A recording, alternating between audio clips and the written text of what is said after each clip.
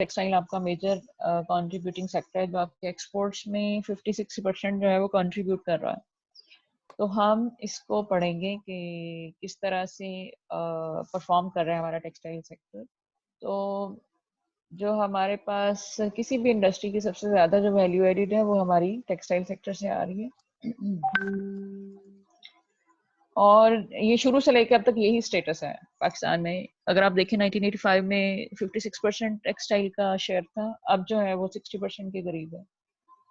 तो लेकिन असल में ये था कि पाकिस्तान में जो 1960s में थी, इसकी बड़ी अच्छी पोजीशन थी वर्ल्ड वाइड। हम वर्ल्ड मार्केट का 12% एक्सपोर्ट कर रहे थे, 12% शेयर था हमारा, लेकिन अब जो है वो 2% या 1% के करीब रह गया, क्योंकि बाकी कंट्रीज जो हमारे कंपेटिटर्स हैं, हांगकांग है, कोरिया है, इवन टर्की है,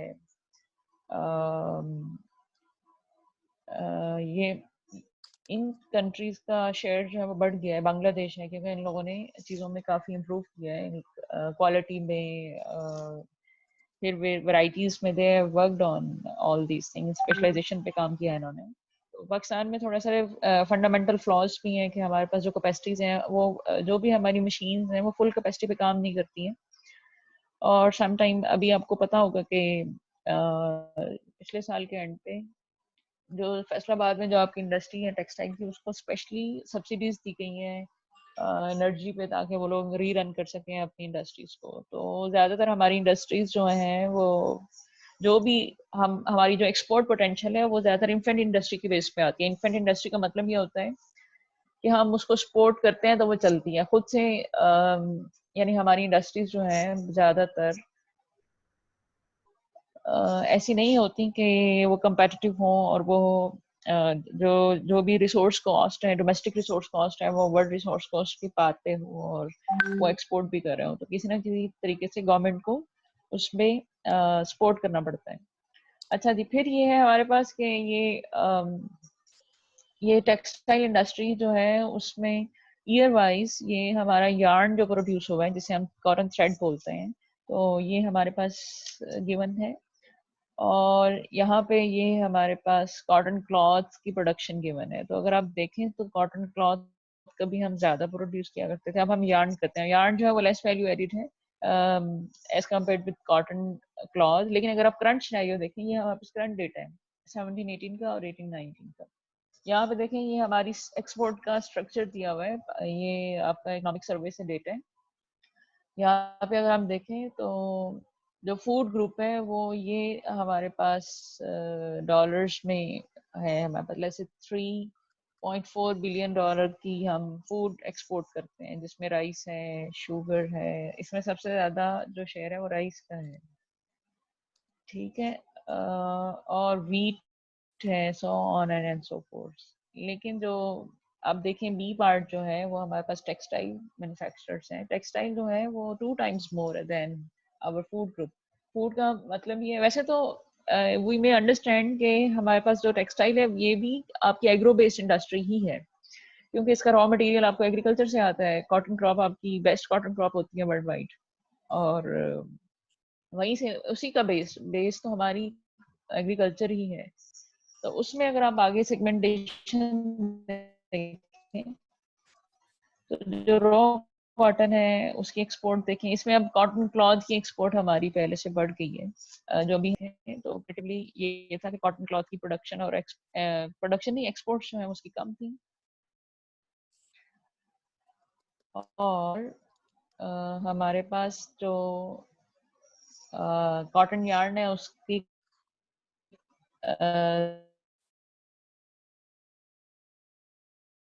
ज्यादा थी, लेकिन अब जो है हम कॉटन क्लॉथ ज्यादा प्रोड्यूस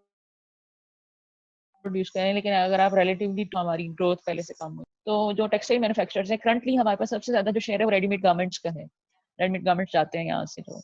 और बाकी अगर आप देखें तो ये परसेंटेज चेंज में अगर आप देखेंगे, अच्छा पिछले 2 साल के बीच में हमने कितना इम्प्रूव किया है। तो फ्रूट्स में भी हम लोगों ने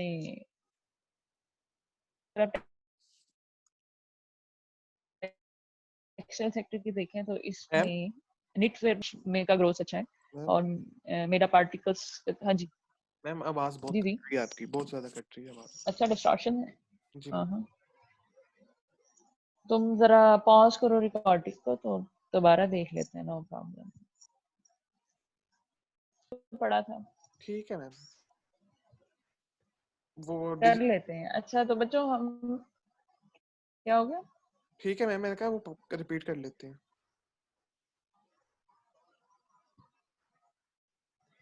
अच्छा तो इस तरह से है कि हम लोग ये देख रहे थे कि हमारा जो टेक्सटाइल सेक्टर है, जो कि मेजर हमारा एक्सपोर्टिंग सेक्टर है, वो किस तरह से परफॉर्म कर रहा है। तो अगर आप देखें तो टेक्सटाइल जो है वो आपको 9.9 बिलियन की एक्सपोर्ट्स होती हैं, बिलियन डॉलर्स की, ठीक है। और इसमें फिर सबसे ज़्यादा शेयर अभी करंटली हमारे पास रेडीमेड गारमेंट्स का है, लेकिन और इसमें ग्रोथ भी अच्छी है, पॉजिटिव ग्रोथ रेट है। लेकिन बाकी चीज़ें, इवन आप फूड ग्रुप देखें, इसमें ज़्यादातर में आपकी ग्रोथ रेट जो है वो नेगेटिव है। शुगर में ग्रोथ रेट देखें कितनी ज़्यादा कम है। और पेट्रोलियम प्रोडक्ट्स जो है, पेट्रोलियम ग्रुप में भी ग्रोथ रेट हमारी नेगेटिव है। तो ये हमारा एक्सपोर्ट का सिनेरियो चल रहा है। और एक्सपोर्ट में भी जो हमारा टेक्सटाइल है, अगर ओवरऑल देखें तो इसकी ग्रोथ 0.08% टेक्सटाइल मैन्युफैक्चरर्स की, जो कि बहुत ही माइंड, यानी अगर आप देखें तो बहुत ही थोड़ा सा डिफरेंस है जिससे हमारी ग्रोथ रेट बढ़ रही है। तो इसको इम्प्रूव करने की जरूरत है। यानी एक्सपोर्ट पोटेंशियल तो है हमारे पास, ग्रोथ पोटेंशियल भी है, लेकिन उसको उसके ऊपर प्रॉपर वर्किंग की जरूरत है। अच्छा, अब इसकी रीजंस क्या है? रीजंस जो है फ्रेगमेंटेशन है। फ्रेगमेंटेशन में ये है कि आपको ये पता होगा कि जब हमने नेशनलाइज किया था, एक बार अगर कोई भी शॉक आता है तो नेशनलाइजेशन जो है it was a kind of shock to our industrial assets और इंडस्ट्रियल डेवलपमेंट। हमेशा ये होता है कि इंडस्ट्री जो है वो इंसेंटिव से, मोटिवेशन से आगे बढ़ती है, लेकिन अगर आप नेशनलाइज करते हैं तो आप डी इंसेंटिवाइज करते हैं। तो जब हम लोगों से आप यानी लोगों को लगे कि उनके इंडस्ट्रियल एसेट्स जो है वो प्रोटेक्टेड नहीं है, तो कोई भी फिर उसमें इन्वेस्ट नहीं करेगा। तो यूजुअली क्या था कि जब हमने नेशनलाइज किया तो उसका मकसद ये था कि आप लार्ज स्केल मैन्युफैक्चरिंग करें और पब्लिक सेक्टर का इन्वॉल्वमेंट ज़्यादा करें, ताकि हम कंसंट्रेशन को न्यूट्रलाइज कर सकें। लेकिन असल में हुआ यही था कि हम ये चाह रहे थे कि public sector capital good industry बने, ठीक है। और दूसरी बात ये है, हमने इस बात को इग्नोर किया था कि हमारी जो मैन्युफैक्चरिंग लेड ग्रोथ इग्नोर कर गई थी हमारी। हमने एक्सपोर्ट मैन्युफैक्चरिंग की बजाय हमने इंडस्ट्रियल कमोडिटीज, हमने एग्रीकल्चरल कमोडिटीज को भी हम एक्सपोर्ट करते रहे थे। तो हमारी जो पॉलिसी थी, डिपेंड करता है आपकी पॉलिसी क्या है। जैसे इंपोर्ट सब्स्टिट्यूशन की पॉलिसीज भी हमारी नहीं थी, तो क्या आपकी एक्सपोर्ट प्रमोशन पॉलिसीज हैं कि नहीं? अब करंटली जो हमारी पॉलिसी है वो हमारी एक्सपोर्ट लेड ग्रोथ की पॉलिसी है, कि हम चाह रहे हैं कि एक्सपोर्ट के थ्रू हम ग्रोथ को मेंटेन करें। तो हमारी एक्सपोर्ट लेड जो ग्रोथ थी वो उसे इग्नोर किया गया। आउटपुट एम्प्लॉयमेंट जो है वो हमारे, जो कॉटेज इंडस्ट्री एक्ट था हमारा 1972 में, कि जो स्मॉल इंडस्ट्रीज हैं उनको फाइनेंसिंग फैसिलिटीज मिले ईज ऑफ डूइंग बिजनेस होने के लिए, तो उसकी वजह से आपकी ज़्यादातर एम्प्लॉयमेंट जो है स्मॉल इंडस्ट्री से आई।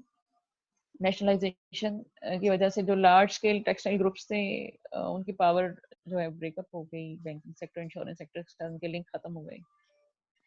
फिर हमारे पास जो एक्सपोर्ट्स है वो हमारी लेस कंपेटिटिव है। यूजुअली लोग ये कहते हैं कि अगर आप चाह रहे हैं कि आपका कोई भी सेक्टर ग्रो करे तो आप उससे कंपटीशन में लेके आए। जितना ज़्यादा कंपटीशन होगा उतना ही ज़्यादा लोग, people learn doing things. Export चीज़ें प्रोड्यूस करना भी, एक्सपोर्ट करना भी सीखते हैं, नहीं तो नए मेथड्स सीखते हैं कि कैसे अपनी कॉस्ट को सेव किया जाए, कैसे आप प्रोडक्ट डिफ्रेंसिएशन करें ताकि आपकी चीज़ें जो हैं वो आप एक्सपोर्ट कर सकें। तो हमारी कंपटीशन कम है एक्सपोर्ट्स में, अपग्रेडेशन नहीं है हाई वैल्यू एडेड प्रोडक्ट्स में, कि बाकी लोग क्या चीज़ें एक्सपोर्ट कर रहे हैं, हम उनके साथ उनके पार में compete क्यों नहीं कर रहे, बाकी लोग मार्केट का शेयर क्यों ले रहे हैं। तो इन चीज़ों के ऊपर काम नहीं किया गया। हमारे प्रोडक्शन बेस्ड नैरो है, थोड़ी सी चीज़ें हम प्रोड्यूस करते हैं। जैसे आपके पास गिनती में कुछ चीज़ें हमने अभी पीछे बताई हैं कि रेडीमेड अप्स हैं और क्लॉथ है और बेडशीट्स हैं, कुछ चीज़ें सिर्फ लिमिटेड जो हमारी जाती हैं। तो प्रोडक्शन बेस बहुत नैरो है हमारी, तो टेक्नोलॉजी बहुत आउटडेटेड है। ज़्यादातर जो है वो हम कोर्स कॉटन यार्न प्रोड्यूस करते हैं, ठीक है। जो फाइन है वो बहुत कम है, 3% के करीब है। लार्जेस्ट हम जो है वो फोर्थ लार्जेस्ट एक्सपोर्टर है less value added woven cloth. ठीक है, यानी हम एक्सपोर्ट तो करते हैं, हमारी पोटेंशियल भी है, लेकिन हम लेस वैल्यू एडेड कमोडिटी बना के करते हैं, जो कि आपके एक्सचेकर में बहुत ज़्यादा चीज़ें आपके ट्रेड बैलेंस में ऐड नहीं करते। तो ये इन चीज़ों को देखने की ज़रूरत है कि अगर हमारे देखें हमारी बेस क्या है कि आपके पास रॉ मटेरियल आना चाहिए। रॉ मटेरियल तो हमारे पास है, हमारे जो ग्रोअर्स हैं, कॉटन ग्रोअर्स, वो प्रोड्यूस करते हैं कॉटन, हमें कॉटन बहुत ज़्यादा इंपोर्ट करने की ज़रूरत नहीं पड़ती। अब फिर उसके बाद क्या बच जाता है कि क्या हमारी इंडस्ट्री में इतनी कैपेसिटी है कि वो रन कर सके, और अगर गवर्नमेंट फैसिलिटेट भी करती है, सब्सिडाइज करती है, आप एनर्जी को सब्सिडाइज करते हैं ताकि वो प्रोड्यूस करें, आप चलें अगर रॉ मटेरियल को भी सब्सिडाइज करते हैं। रॉ मटेरियल तो ऑलरेडी सब्सिडाइज होते हैं क्योंकि फार्मर्स को पहले से ही प्रोडक्शन पे सब्सिडी मिल रही होती है, वाटर पे मिल रही होती है, सीड्स फर्टिलाइजर्स पे मिल रही होती है। तो मिलने का मतलब ये होता है कि प्राइसेस मेंटेन किए जा सकें। जब प्राइसेस मेंटेन करके इंडस्ट्री तक पहुंचती है तो इसका मतलब एक सब्सिडाइज रेट पे already they are getting raw cotton और कॉटन थ्रेड। तो फिर आगे क्या, थर्ड स्टेप पे क्या करने की जरूरत है, हमें डिफरेंशिएशन करने की जरूरत है कि हमारी प्रोडक्ट्स में वैरायटी कैसे आएगी, प्रोडक्शन बेस कैसे ब्रॉड होगी, और किस तरह से हम इन इनोवेशंस करें या देखें कि बाकी लोग क्या क्या प्रोडक्ट्स ला रहे हैं, उनके कंपटीशन में चीज़ें लेके आए ताकि आपकी मार्केट का शेयर बढ़ सके और आप ज़्यादा वैल्यू एडेड चीज़ें बना के आगे एक्सपोर्ट कर सकें। अच्छा जी, अब ये है जैसे ये मैंने कहा कि हमारे पास टेक्सटाइल सेक्टर में क्लॉथिंग, जैसे भी हमने कहा क्लॉथिंग और अपरेल का शेयर बढ़ रहा है। अभी आपने भी देखा था कि कॉटन यार्न की बजाय हम जो है वो क्लॉथिंग ज़्यादा एक्सपोर्ट कर रहे हैं। और यानी हमारा बहुत कुछ करके भी सिर्फ 1% ग्लोबल मार्केट हम शेयर करते हैं। अब ये है कि WTO में, क्योंकि हम 90s से WTO का मेंबर हैं, और उसमें ये है कि WTO में एक्चुअली ये होता है कि आप ट्रेड को फ्री करें, किसी किस्म की सब्सिडीज ना दें, तो कंपेटिटिव ट्रेड रखें, आप अपना एक्सचेंज रेट जो है वो कंपेटिटिव लेवल पर रखें। तो बहुत सारी चीज़ें होती हैं जब वर्ल्ड ट्रेड ऑर्गेनाइजेशन में हम जब से उसके मेंबर हैं। तो और भी बहुत सारी कंट्रीज मेंबर हैं, तो मेंबर कंट्रीज को फिर ये सारी जो भी रूल्स होते हैं वो फॉलो करने पड़ते हैं कि आप फ्री ट्रेड करें। फ्री का मतलब है हम इम्पोर्ट एक्सपोर्ट पे कोई बैन ना करते हैं। पाकिस्तान में क्या होता है कि हम जब थ्रेड एक्सपोर्ट कर रहे होते हैं, हमारे जो थ्रेड मैन्युफैक्चरर्स हैं, तो जो हमारे टेक्सटाइल मैन्युफैक्चरर्स हैं उनके बीच में फिर आपस में इन लोगों की कॉन्फ्लिक्ट्स होते हैं कि भाई जो थ्रेड होता है वो लोकल इंडस्ट्री को आप सेल करें, ना कि आप बाहर जाके बेचें, क्योंकि अगर लोकल इंडस्ट्री को थ्रेड नहीं मिलेगा तो वो कॉटन क्लॉथ या वैल्यू एडेड कमोडिटीज नहीं प्रोड्यूस कर पाएंगे। जबकि जो हमारे थ्रेड एक्सपोर्टर्स हैं वो ये कहते हैं कि अगर आप लोकली सेल करते हैं तो उन्हें कम पैसे मिलते हैं, तो वो एक्सपोर्ट करेंगे तो उन्हें ज्यादा पैसे मिलते हैं। तो ये चीजें तो WTO के हिसाब से ये है कि आप बैन नहीं कर सकते। अगर लोकल थ्रेड एक्सपोर्टर्स हैं तो वो एक्सपोर्ट करें थ्रेड जितना कर सकते हैं, तो आप बैन नहीं करें। तो इन दोनों के बीच में भी गवर्नमेंट को रिकनसाइल करना होता है। अक्सर आप देखें तो आपको ऐसी खबरें मिलेंगी कि क्या इनके बीच में जो एक्टमा वगैरह, all Pakistan textile manufacturing association वाले, और जो थ्रेड एक्सपोर्टर्स हैं, इनके बीच में इस तरह के कॉन्फ्लिक्ट्स रहते हैं कि क्या करेंगे। अच्छा जी, फिर हमारे पास स्मॉल स्केल इंडस्ट्रीज आई, उसमें इसकी ग्रोथ काफ़ी अच्छी है पाकिस्तान में, और हमारी जो नॉन एग्रीकल्चर लेबर फोर्स की 80% तक की जो जॉब है वो इसी से जनरेट होती है, हमारी स्मॉल स्केल इंडस्ट्रीज से। और स्मॉल स्केल इंडस्ट्रीज इसलिए भी ग्रोथ कर रही हैं क्योंकि हमारे रेमिटेंसेस बढ़ रहे हैं। रेमिटेंसेस बढ़ने का मतलब ये होता है कि आपके पास जो कंज्यूमर्स हैं वो ड्यूरेबल्स कमोडिटीज जो है उसको डिमांड ज़्यादा करते हैं। तो यानी ये चीज़ें आपस में काफ़ी लिंक्ड हैं। अगर आप ये देखें सियालकोट में, अगर if you see local industry cottage industries exploring, उसकी एक रीज़न रेमिटेंसेस भी हैं कि रेमिटेंसेस लोग भेजते हैं, फिर यहाँ के लोग उसको लगाते हैं पैसे। तो these two things are closely linked with each other, उसी से फिर आपकी एम्प्लॉयमेंट जनरेट होती है। अच्छा जी, यू सी दिस टेबल, तो इसमें ये है कि आप ये देखें कि ओवर टाइम हमारे पास किस तरह से फॉर्मल एम्प्लॉयमेंट कैसे बढ़ रही है। ठीक है, अगर आप देखें कि -1.1% है फॉर्मल सेक्टर में एम्प्लॉयमेंट, स्मॉल स्केल में 10% है, हाउस होल्ड जो कि इनफॉर्मल है 5% है। तो अगर हम देखें ओवर टाइम भी जो हमारे पास स्मॉल स्केल इंडस्ट्री है, अभी भी जैसे मैंने आपसे कहा कि हमारी 80% से ज़्यादा जॉब एब्सॉर्प्शन वहीं से आती है, और उनकी ग्रोथ रेट भी अच्छी है। फॉर्मल सेक्टर में एम्प्लॉयमेंट उस तरह से नहीं आ रही। तो इसका मतलब ये है कि अगर आप जैसे कि स्कॉटेज इंडस्ट्री एक्ट को हम अगर और हम इसमें फैसिलिटीज़ प्रोवाइड करें, और गवर्नमेंट करती भी है, तो वो हमारी फर्दर जॉब जनरेट कर सकती है। लेकिन फिर क्या वो हमारी एक्सपोर्ट पोटेंशियल बढ़ा सकती है कि नहीं, क्योंकि एक्सपोर्ट बहुत ही इंपॉर्टेंट कंपोनेंट है आपकी ट्रेड बैलेंस का अगर आप एक्सपोर्ट नहीं करेंगे, और फॉरेन एक्सचेंज अर्निंग्स का अगर आप एक्सपोर्ट नहीं करेंगे, तो वही फिर रुपी और डॉलर की वैल्यू में डिफरेंसेस रहेंगे। और आपकी जो ये जो आप लोन लेते हैं उसका सिनेरियो फिर वही रहेगा। तो अगर आप ये चाह रहे हैं कि आपका ट्रेड डेफिसिट कम आए, आपका फॉरेन रिलायंस आपका कम हो, जैसे कि हम एड वगैरह लेते हैं, लोन लेते हैं, तो उसके लिए हमें एक्सपोर्ट को बहुत ज़्यादा बढ़ाना होगा। तो अगर आप इंडस्ट्री को, कॉटेज इंडस्ट्री को एक्सपोर्ट भी कर रहे हैं, तो सारी कॉटेज इंडस्ट्री सिर्फ एक्सपोर्ट रिलेटेड नहीं होती, हमारी लोकल डिमांड को भी मीट कर रही होती है। तो हमें इस चीज़ को मेंटेन करना चाहिए कि उन इंडस्ट्रीज को आप ज़्यादा सपोर्ट करें जो एक्सपोर्ट करती हैं, ताकि आपके पास फॉरेन एक्सचेंज अर्निंग्स आए। अच्छा, now coming towards a case कि क्या जो हमारे पास इनएफिशिएंट ऑर्गेनाइजेशंस हैं, इनएफिशिएंट इंडस्ट्रीज हैं, क्या उनको प्राइवेटाइज करना ऑप्शन है कि नहीं, क्या हमें उन्हें प्राइवेटाइज करना चाहिए कि नहीं, क्या यही सोल्यूशन है या हमारे पास कुछ और सोल्यूशन भी हो सकता है? तो ये आपके पास सामने स्लाइड खुल गई है, मैं इसे रीड नहीं करना चाह रही, मैं चाह रही हूँ कि आप लोग खुद पढ़ें फिर मुझे बताएं। तो Asra, you can pause recording and let other people to read. So the example, अगर हम PIA को प्राइवेटाइज करते हैं और हमें कोई लेट्स से नेशनल सिक्योरिटी के लिए कोई आपको नेशनल सिक्योरिटी को अगर एंडेंजर कर देगी चीज़, मे बी हमें कहीं अर्जेंट फ्लाइट्स की ज़रूरत हो, कहीं आपने जाना हो और वो प्राइवेट कंपनी के साथ आपके कॉन्फ्लिक्ट आ जाए, इस तरह से आपकी जो जैसे हम कह रही थी कि अच्छा इंडिपेंडेंट पावर प्लांट्स हैं तो वो इलेक्ट्रिसिटी प्रोड्यूस करते हैं, हमारी अब कैपेसिटी ज़्यादा है, डिमांड कम है, क्योंकि प्राइवेट कंपनी से हम परचेज कर रहे हैं तो इसलिए ज़्यादा है। तो एक्चुअली ये है कि जो इंडिपेंडेंट पावर प्लांट्स जो है ना, दे आर वर्किंग, यानी जो उनकी कॉस्ट है जो वो हमसे ले रहे हैं वो कहीं ज़्यादा है जो कि एक एफिशिएंट पावर प्लांट कॉस्ट दे सकता है। तो वो ज़्यादा कॉस्ट, वो प्रॉफिटेबल है बहुत, they are earning more profits, that's why they are supplying energy. तो दूसरा ये होता है कि अगर हम गवर्नमेंट अगर अपना करेगी तो इससे सस्ता भी कर सकती है। तो ये पीपल्स पार्टी के दौर में कभी इंडिपेंडेंट पावर प्लांट्स अलाउ किए थे, उन्हीं लोगों ने, जो बड़े लैंडलॉर्ड्स थे, उन्होंने ही खरीदे हैं, बनाए हैं, अपने सेट किए हैं, और वही हमें पाकिस्तान को बिजली बेचते हैं। तो हम इससे चीप भी ले सकते हैं, तो डिपेंड करता है कि हम एफिशिएंसी को कैसे बढ़ाते हैं। फिर उसके बाद ये है कि जैसे बात की थी कि असद बात करके गया है कि अच्छा अभी भी जो हमारे पास एजुकेशन है, जैसे प्राइवेट स्कूल्स हैं और गवर्नमेंट स्कूल्स हैं, तो ज़्यादा जो सप्लाई है और जो क्वालिटी है वो हमारे पास प्राइवेट स्कूल से आती है। और वो असद की बात बिल्कुल ठीक है, वो इसलिए भी है क्योंकि असल में भी ये देखा जाता है कि हमारे पास जो प्राइवेट स्कूल्स हैं, दे आर, जो प्राइवेट स्कूल के टीचर्स हैं, दे परफॉर्म मोर देन, यानी उनकी कॉस्ट, अगर आप कॉस्ट और परफॉर्मेंस का एनालिसिस करें तो प्राइवेट स्कूल्स की कॉस्ट जो है वो पब्लिक स्कूल की कॉस्ट से कहीं कम है। एंड दे आर, और उनकी एफिशिएंसी जो है, it is far more than public schools efficiency.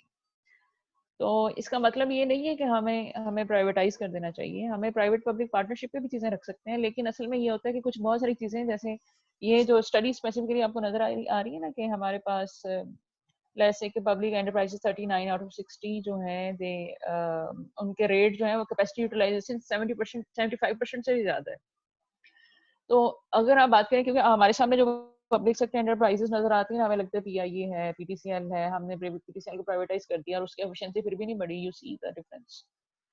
तो और इसी तरह से अगर हमारे पास रेलवे है, इनएफिशिएंटली काम कर रही है, या हमारे पास स्टील मिल है, तो ये जो मोटी मोटी चीजें हमें ये तो नजर आती है, लेकिन जो एफिशिएंट ऑर्गेनाइजेशन है उनके बारे में और उनकी जो लेगेसी है या जैसे वो काम करते हैं वो हमें बताया नहीं जाता। जैसे अगर आप कोई नंबर ऑफ इंडस्ट्रीज बात करें, जैसे डीजी सीमेंट है, अगर आप इनको देखें, आप लिस्टिंग भी देखें ना इनकी, आप स्टॉक एक्सचेंज में सबसे ज्यादा लिस्टिंग इनकी होती है। जैसे मैपल लीफ है, मेरी पेट्रोलियम, एमसीबी है, नेशनल फर्टिलाइजर कॉर्पोरेशन है, पार्क सुजुकी मोटर्स हैं, और भी बहुत सारी चीजें हैं। हम इस तरह से, ये हैवी टेक्सटाइल, जो ये टेक्सला है, तो बहुत सारी कंपनीज ऐसी हैं जो अभी भी एफिशिएंटली ही काम कर रही हैं। जो ये जो इसका मतलब ये होता है कि हम इस बात को एविडेंस बनाते हुए कि अच्छा some of the industries are inefficiently working, we can not say कि हम प्राइवेटाइज करते हैं। और असल में ये होता है कि जब भी गवर्नमेंट कोई चीज सेट करती है, कोई इंडस्ट्री, आपको पता है जैसे रेलवे है, रेलवे ने कोई इंडस्ट्रीज बनानी है, कोई एग्रीकल्चर लैंड अगर देनी है, तो लैंड तो पहले ही उसके पास से खरीदने तो नहीं पड़ेगी। इस तरह से पीआईए या जहाँ जहाँ कहीं भी जैसे हॉस्पिटल्स हैं, अगर आप हॉस्पिटल्स को, आप हेल्थ सेक्टर को प्राइवेटाइज कर देंगे तो हेल्थ सेक्टर का स्टैंडर्ड क्या रहेगा, स्टैंडर्ड अपनी जगह, प्लस कॉस्ट इफेक्टिव नहीं होगा। तो बहुत सारी चीजें हमने पब्लिक को लो कॉस्ट पे प्रोवाइड करनी होती हैं, इसलिए चीजें जो है वो आपको पब्लिक ऑनरशिप में रखनी पड़ती हैं, ठीक है। उसे आप गवर्नमेंट की ही ऑनरशिप में रखते हैं तो वो चीजें बेटर चलती हैं। वो आपकी पब्लिक आउटरीच का प्रॉब्लम हो सकता है, प्राइसेस का इशू हो सकता है, फिर नेशनल सिक्योरिटी का इशू हो सकता है। तो किसी टाइम भी लोग अपने एसेट्स बेचें और बाहर निकल जाएं और करप्शन हो बहुत ज्यादा। वैसे तो गवर्नमेंट सेक्टर्स में भी बहुत ज्यादा करप्शन होती है, करप्शन से खाली नहीं होते, लेकिन उनकी अकाउंटेबिलिटी के चांसेस जो है वो ज्यादा होते हैं as compare with private sector organizations. तो इसलिए हमारे पास ये जस्टिफिकेशन नहीं होनी चाहिए कि अगर इनएफिशिएंटली काम कर रहे हैं तो हम उन्हें बेच दें या हम उन्हें प्राइवेटाइज करते हैं। तो असल में ये होता है कि अगर आप जैसे अगर आप पीआईए को, स्टील मिल को देखें या हम रेलवे को देखें कि हम रेलवे को अगर प्राइवेटाइज करते हैं तो बहुत सारे लोग कहते हैं कि आप प्राइवेटाइज अगर कर रहे हैं तो उसी की वैल्यू के बराबर की दो यानी डबल करें वैल्यू। जैसे अगर आप प्राइवेटाइज करें तो आप वैल्यू को मल्टीप्लाई करें, इसी वैल्यू के और एसेट्स खरीदें। ये नहीं है कि आप जो है वो प्राइवेटाइज करके तो हम अपना लोन उतारने में लगा रहे हैं या हम सब्सिडीज में उन पैसों को लगा रहे हैं। तो इस तरह से होना चाहिए। तो वैसे तो पब्लिक सेक्टर एंटरप्राइजेस जो हैं बहुत सारी एफिशिएंटली काम भी कर रही हैं। तो हमें ये देखने की जरूरत है कि हम इनएफिशिएंसी को कैसे कम कर सकते हैं, हाउ टू रिड्यूस इनएफिशिएंसी। जैसे फॉर एग्जांपल पीआईए में या स्टील मिल में हम एफिशिएंसीज को किस तरह से कम कर सकते हैं, और इवन हमें ये भी कंपेयर करने की जरूरत है कि किस तरह से इनकी अगर एफिशिएंसी इंप्रूव हो रही है तो कैसे हो रही है। तो कैसे करने, जैसे अभी देखा पीआईए, आपको अगर आप देखें पीआईए का पास्ट देखें तो कुछ बहुत हमारी जो इसकी ग्रोथ वगैरह है बहुत अच्छी रही है हमारे पास, जब पहले कोई एयरलाइंस नहीं होती थी। तो इनएफिशिएंसीज की वजह से ग्रोथ जो है वो डिस्टर्ब हुई है, लेकिन हमें देखने की जरूरत है कि कैसे हम इनको एफिशिएंट बना सकते हैं।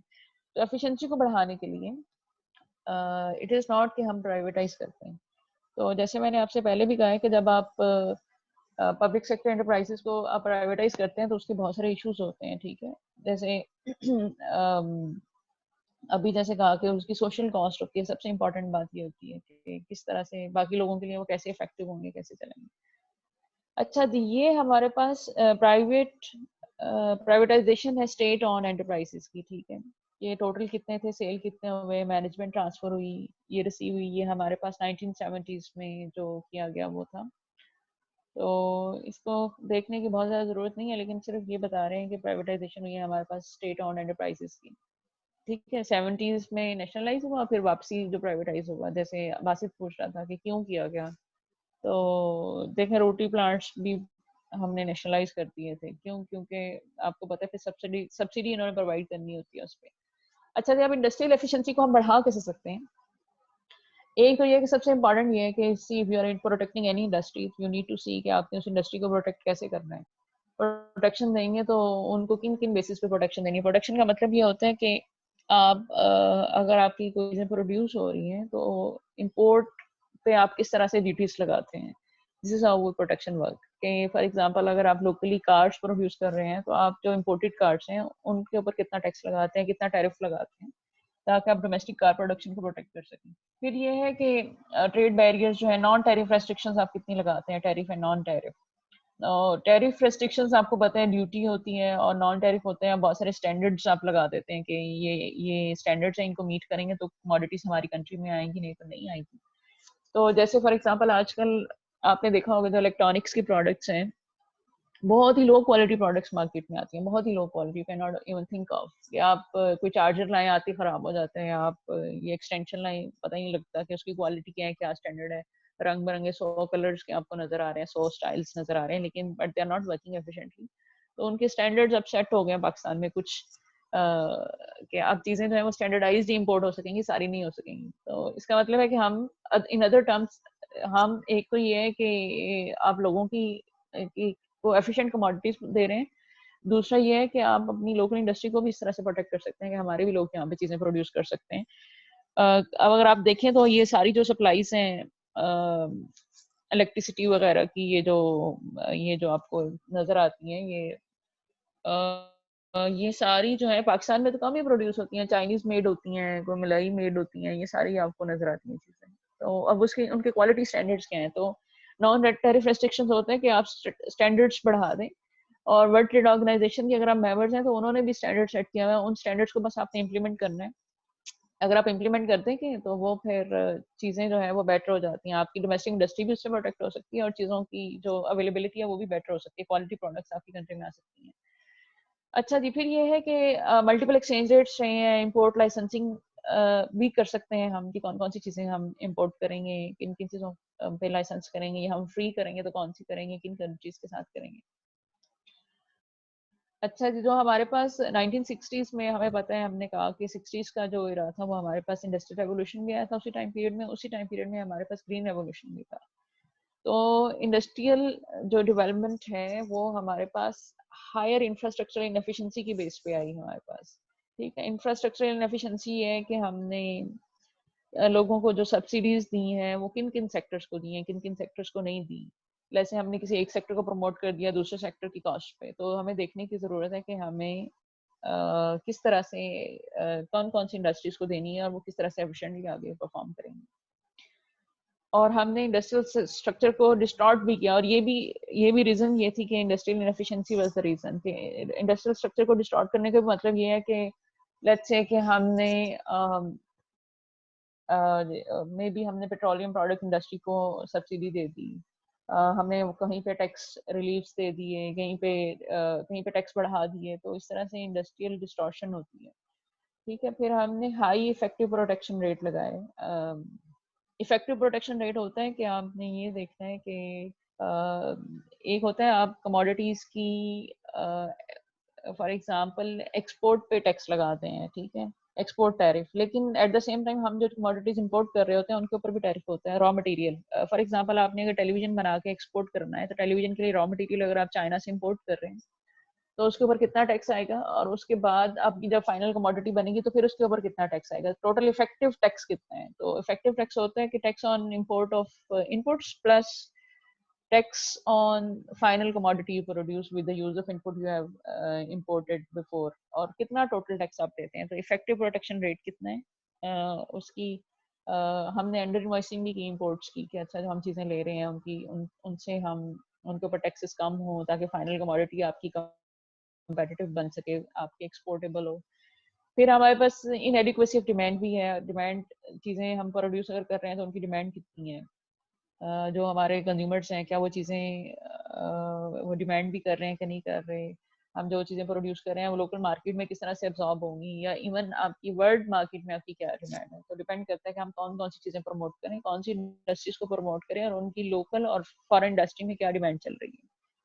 फिर हमारे पास पावर और ट्रांसपोर्ट के इश्यूज थे, पावर के इश्यूज को किसी हद तक सॉल्व हो गए लेकिन अभी भी उस तरह से सॉल्व नहीं हुए जैसे हमें सब्सिडीज देनी पड़ती हैं। अभी आपको मैं बता रही थी कि हमें पावर सेक्टर पे सब्सिडीज दी, जो फैसलाबाद में जो हमारी टेक्सटाइल सेक्टर है उसको रन करने के लिए। तो फिर हमारे पास स्किल्ड लेबर नहीं है पाकिस्तान में, अनस्किल्ड लेबर तो बहुत ज़्यादा है लेकिन जो स्किल्ड लेबर है वो डेफिशिएंट है, हम we are deficient in skilled labour. हमें पे लोगों को स्किल एनहेंसमेंट की ज़रूरत है। फिर उसके बाद जो फॉरेन टेक्नोलॉजीज हैं उनके सिमुलेशन का इशू है कि आप किस तरह से उन्हें यूज़ करते हैं, उन्हें उनको जैसे मशीनरी हम इंपोर्ट तो कर लें फिर हम उन्हें आगे यूटिलाइज कैसे करेंगे, उनकी मेंटेनेंस वगैरह का क्या होगा, या हम अगर हमने खुद करना है तो उसे कैसे करेंगे। तो हमारे पास जो 3 इंडस्ट्रियल सब सेक्टर हैं, केमिकल्स, इंजीनियरिंग और टेक्सटाइल। इवन हमारा ये इन्होंने जो डोमेस्टिक रिसोर्स कॉस्ट है इनकी वर्ल्ड कॉस्ट के बराबर थी, इवन दो ये कंपेटिटिव थे, हम इनकी एक्सपोर्ट कर रहे हैं। तो यानी इसका मतलब ये है कि जो हम इंडस्ट्रियल रिसोर्स कॉस्ट फेस कर रहे हैं हमारे ये सेक्टर, वही इंटरनेशनल किसी भी कंट्री में इंडस्ट्रियल रिसोर्स कॉस्ट है उनकी पार में, even though they are competitively exporting producing and exporting commodities. तो इसका मतलब ये बिल्कुल नहीं है कि हमारे जो सेक्टर्स हैं वो कम्प्लीटली इनएफिशिएंट है और हमें प्राइवेटाइज करने की ज़रूरत है। तो हमें देखने की ज़रूरत होती है कि अगर आप प्राइवेटाइज भी करें तो आपके पास कंडीशंस क्या होनी चाहिए। चाइना की तरह की प्राइवेटाइजेशन हो ना, कि अगर आप कहीं प्राइवेटाइज करते हैं तो फिर आप स्ट्रिक्ट कंडीशंस भी हों कि वो आपकी लेबर को कितना यूज़ करेंगे, फिर सारा जो एसेट्स हैं उन्हें नहीं शिफ्ट करना चाहिए प्राइवेट ओनरशिप में, तो डिफरेंट कंडीशंस हो सकती हैं। तो पॉलिसी ऑप्शंस क्या है कि हमारे पास, यानी ये तो हमने पढ़ा कि इंडस्ट्रियल इनएफिशिएंसी या इंडस्ट्रियल एफिशिएंसी की रीजंस क्या हो सकती हैं, हमने क्या किया जिसकी वजह से अ, हमारे पास इश्यूज हैं, हमारी इंडस्ट्रियल एफिशिएंसी उस तरह से इफेक्टिवली हम प्रमोट नहीं कर रहे। तो पॉलिसी ऑप्शंस ये हैं कि हमें, अगर हम प्राइवेटाइज करें पब्लिक सेक्टर इंडस्ट्रीज को, तो फिर क्या होगा? तो या तो हमें प्राइवेटाइज करना चाहिए, प्राइवेटाइज करने के लिए जैसे मैंने आपसे कहा कि कंडीशनल प्राइवेटाइजेशन होनी चाहिए। दूसरा ये है कि जो प्राइवेट इंडस्ट्रीज है उनको आप इंडिपेंडेंट स्टेटस दे दें और उनको वो सारी रिक्वायरमेंट, वो सारी प्राइवेट फर्म्स जो हमारी पब्लिक सेक्टर फर्म्स है वो फुलफिल करें, जो कोई भी प्राइवेट फर्म फुलफिल करती है, सारी लीगल रिक्वायरमेंट। ठीक है, चाहे वो आपको सब्सिडीज आपने लेनी है या आपने लोन लेना है या आपने एम्प्लॉयमेंट क्रिएट करनी है, तो जो भी किसी भी कोई भी प्राइवेट फर्म कर रही है, वही सारा स्टेटस जो है हमारे पास पब्लिक सेक्टर एंटरप्राइजेस को होना चाहिए। कि वो डेफिसिट लेस है, हम कहें कि पीआईए जो है अगर वो 2% डेफिसिट पे चल रही है, हम कहें कि उसने जो है वो जैसे 0.25% डेफिसिट जो है वो हर साल कम करना है, तो फिर आप उन्हें चलने दें। फिर ये है कि ट्रेड को लिबरलाइज करें। ट्रेड को लिबरलाइज करने का मतलब ये है कि इंपोर्ट और एक्सपोर्ट्स को फ्री कर दें, आप बैन नहीं करें। पब्लिक सेक्टर रिफॉर्म्स की जाएं, कि पब्लिक सेक्टर रिफॉर्म्स में ही कि आपने जो जो वो सारे फैक्टर जो आपकी इनएफिशिएंसीज को क्रिएट करते हैं, जैसे अभी रेड वगैरह का कहा था कि हायरिंग फायरिंग कैसे होनी चाहिए, ओवर ओवर स्टाफिंग नहीं होनी चाहिए, और सब्सिडीज को कैसे यूटिलाइज करते हैं, प्लस फाइनेंसिंग फैसिलिटीज को कैसे कर रहे हैं। तो ये सारी चीज़ें रिफॉर्म्स में आती हैं कि आपका इंडस्ट्रियल एक्ट होना चाहिए और उस वो एक्ट जो है क्रॉस द बोर्ड सब लोगों के लिए, पब्लिक प्राइवेट फर्म्स के लिए एक जैसा होना चाहिए। और दूसरा ये है कि जो हमारे पास, हमने प्राइवेट इन्वेस्टर्स को भी हमें अलाउ करना चाहिए कि वो इंफ्रास्ट्रक्चर डेवलपमेंट में जो है वो पार्टिसिपेट कर सकें। और फिर ये है कि हमारे पास क्योंकि लेबर बहुत ज़्यादा है, तो लेबर इंटेंसिव एक्टिविटीज़ को प्रमोट करना चाहिए। ऑल्दो कैपिटल जो है वो आपकी एफिशिएंसी को बढ़ाता है, लेकिन कैपिटल पर वर्कर अगर आप बढ़ाते हैं तो एफिशिएंसी बहुत ज़्यादा भी नहीं बढ़ती अनटिल और unless you update skill of your workers working in industries. तो लेबर इंटेंसिव एक्टिविटीज़ का मतलब ये है कि आप कैपिटल को तो बढ़ाएं बढ़ाएं, लेकिन आप लेबर को बढ़ाएं और लेबर को की स्किल अपग्रेडेशन भी करें, स्मॉल स्केल इंडस्ट्रीज को प्रमोट करें, जैसे कि पाकिस्तान में हो भी रहा है, और प्रमोट करने की जरूरत है फर्दर। फिर उसके बाद ये कि आप एग्रो बेस्ड इंडस्ट्रीज को प्रमोट करें। आपको पता है एग्रीकल्चर पाकिस्तान में जो है वो बैकबोन है हमारी सारी इंडस्ट्री, ज्यादातर इंडस्ट्रीज का। तो आप उन सारी इंडस्ट्रीज को प्रमोट करें जो एग्रीकल्चर को प्रमोट और सपोर्ट कर सकते हैं। जैसे हमने पीछे देखा कि हमारे पास जो फूड है, जो सारी जो मैन्युफैक्चरिंग है वो हमारी, स्पेशली जो फूड ग्रुप है वो तकरीबन $3 बिलियन की हमारी है। तो इसको मल्टीप्लाई करके $10 बिलियन तक भी ले जा सकते हैं, लेकिन डिपेंड करता है हम उनको, हम कैसे चला रहे हैं, कैसे प्रमोट और सपोर्ट कर रहे हैं। जैसे अगर आप देखें फॉर एग्जांपल, ये जो है देखिए, जैसे फूड ग्रुप में हमारे पास $3.4 बिलियन की हम एक्सपोर्ट कर रहे हैं। तो राइस हो गया, राइस की एक्सपोर्ट को हम और कैसे बढ़ा सकते हैं। शुगर हो गया, जैसे ये वीट है, वीट की देखिए हम कितनी कम एक्सपोर्ट करते हैं, हालांकि हम 7th वर्ल्ड लार्जेस्ट प्रोड्यूसर है वीट का। हम इससे ज्यादा भी प्रोड्यूस कर सकते हैं और एक्सपोर्ट भी कर सकते हैं। स्पाइसेस देखें, हम स्पाइसेस भी कर सकते हैं। इसका मतलब ये है कि, और उसके बाद ऑयल सीड्स देखें 31, हालांकि ऑयल सीड्स जो हैं ये सारी हाई वैल्यू एडिड कमोडिटीज, लेकिन हम एक्सपोर्ट बहुत कम करते हैं। तो इस तरह से जो फूड आइटम है या प्रोसेस्ड फूड है वो ना होने के बराबर करते हैं। तो हम इन सारी चीज़ों को इम्प्रूव कर सकते हैं। प्रोसेस्ड फूड का मतलब ये है कि हम एग्रो बेस्ड इंडस्ट्रीज को प्रमोट करेंगे तो हम उन्हें कर सकते हैं, यानी इसका जो शेयर है वो बढ़ सकता है हमारे पास ट्रेड में। तो डिपेंड करता है कि हम कैसे कर रहे हैं। तो इसी तरह से फाइनेंशियल इंटरमीडिएशन या नॉन परफॉर्मिंग बैंक लोन्स हैं, उनको देखें। बहुत सारे लोग लोन ले लेते हैं और वो रेजिडेंशियल इन्वेस्टमेंट करके छोड़ देते हैं, यानी वो आपकी आउटपुट को और प्रोडक्शन को बढ़ा नहीं रहे होते। तो हमें देखने की जरूरत है कि लोन को कैसे आप, यूटिलाइजेशन कैसे हो रही है लोन की। फिर हमारे पास फिजिकल पॉलिसी में प्रोग्रेसिव टैक्सेशन होनी चाहिए। If you are earning more you must be tax more. और जो ह्यूमन कैपिटल है उसको इंडस्ट्री की प्रायोरिटी के हिसाब से हमें अपग्रेड करना चाहिए। और ज़्यादातर ये होता है, जैसे मैंने कहा, कि हमारे पास स्किल मिसमैच होती है, हमने पढ़ा था शायद पहले। स्किल मिसमैच में ये होता है कि जो हमारी इंडस्ट्री रिक्वायर कर रही है वो हमारी यूनिवर्सिटीज जो है प्रोड्यूस नहीं कर रही है। तो हमें ये बहुत ज़्यादा ज़रूरत है कि हम देखें इंडस्ट्री की रिक्वायरमेंट, इंडस्ट्री और यूनिवर्सिटीज को लिंक्ड होना चाहिए, ताकि इंडस्ट्री की रिक्वायरमेंट के हिसाब से हम चीज़ें जो है प्रोड्यूस करें। यूजुअली आपने कभी, हमारा भी यहाँ पे डिस्कशन हो रही होती है इंडस्ट्रीज से कि अच्छा हमें क्या चीज़ें, गैप क्या है। तो ज़्यादातर इंडस्ट्रीज की तरफ से जो गैप आता है वो ज़्यादातर आता है इंजीनियरिंग साइड से, कि अच्छा यूजुअली पीपल टॉक कि अच्छा इंजीनियरिंग इंडियन फील्ड में इन्हें लगता है कि यहाँ पे लोगों की ज़रूरत है। तो बाकी लोग फिर बाकी जो स्किल्स हम सिखा रहे हैं उनकी एब्जॉर्प्शन कहाँ होगी, हमें इन चीज़ों को देखने की ज़रूरत है। ठीक है, फिर हमारे पास इफेक्टिव प्लानिंग और गवर्नमेंट पॉलिसीज की इम्प्लीमेंटेशन की जरूरत है। अगर टैक्स कहीं लग रहा है तो किस तरह से लग रहा है, कहीं अंडर ओवर इन्वॉइसिंग तो नहीं हो रही है। अगर आप फैसिलिटीज या सब्सिडीज दे रहे हैं तो क्या सब लोगों को दे भी रहे हैं कि नहीं, क्या हमारे पास इन्फॉर्मेशन कंप्लीट है कि नहीं। तो इन सारी चीज़ों को हमें देखने की जरूरत है कि हम इंडस्ट्रियल एफिशिएंसी को कैसे बढ़ा सकते हैं। तो वो पॉलिसीज आपने देखनी, और फिर हमें जब जैसे बच्चों ने, I appreciate that you have discussed and I really acknowledge your opinion के बहुत सारे बच्चों ने कहा है कि प्राइवेटाइजेशन क्यों होनी चाहिए, क्यों नहीं होनी चाहिए।